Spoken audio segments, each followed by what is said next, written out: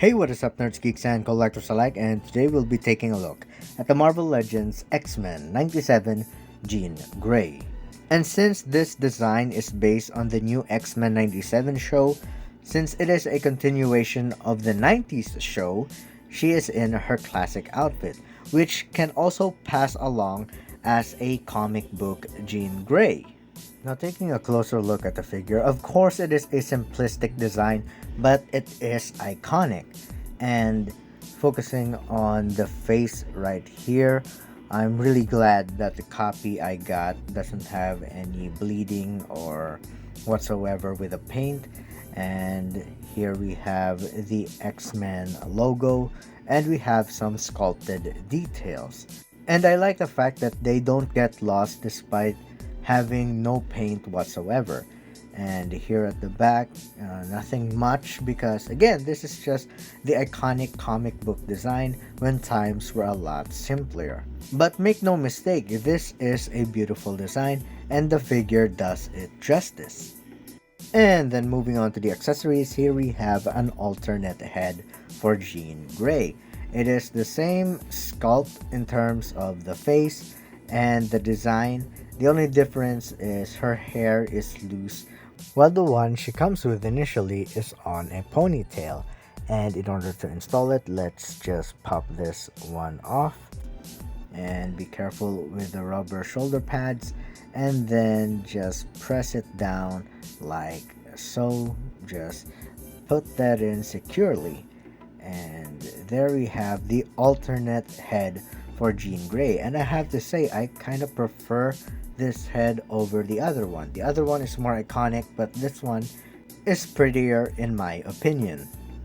And what I've noticed is it tends to be limiting in terms of range of motion because her hair restricts the movement on her head. But it is made of this very soft rubbery plastic that you can move around and negotiate with. And here she can barely look side to side and barely to not at all look up and down. And despite its restrictions, I'm still gonna display Jean with this head. For our next accessories, here we have an additional set of open hands. And she also comes with these single fist and single gesture hand for telepathic and telekinetic poses. Now moving on to the articulation, Jean's head is on a ball joint and her ponytail tends to fall off. Now I understand if you find this irksome, but you can actually take advantage of this. Removing it can give you a complete 360 unrestricted, and she can look up and down that far. And putting her ponytail back, since it isn't fixed, you can actually move this around for more dynamic poses. And moving on to her body, her shoulders has these soft rubbery plastic which is similar to the Clone Wars Anakin Black series. You can rotate it around, but be sure to be careful with this since you may rip the shoulder pads. It can go out that far. She has a bicep swivel, double jointed elbows, and then her wrist can do a complete 360. It can move out and then back in, and same goes with her other hands. She has this ball jointed waist, and then she can kick that far up, and she cannot move her feet back. She has an upper thigh swivel and a double jointed knee, which is very stiff. But I'd like to note that she doesn't have a boot swivel, which is unfortunate because it would have been useful in this case. Her feet can go up and down as well as a pivot. So it is a standard range of articulation for a female Marvel Legends figure. And for the size comparison, here we have our trusted ruler. As you can see, Jean Grey just stands a little below 6 inches, just a tiny bit. And here we have a fellow Marvel redhead, which is the recent Marvel Legends Black Widow. And I think they are the same size. And here we have a McFarlane DC Rebirth Supergirl.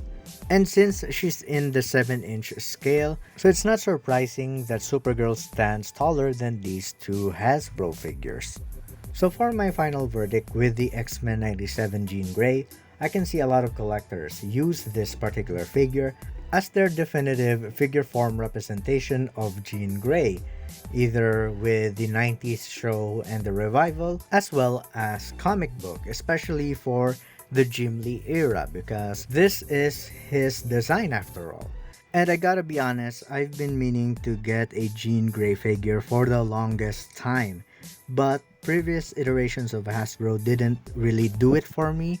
With the exception of the Dark Phoenix, I immediately got that figure because I really like the character of Jean Grey, and I'm really glad that they released this because there's something about this. There's a certain charm that really lures me in. So yeah, if you're looking for a definitive Jean Grey, this is a perfect opportunity for you to have it. So yeah, that's about it. Till next time, see ya.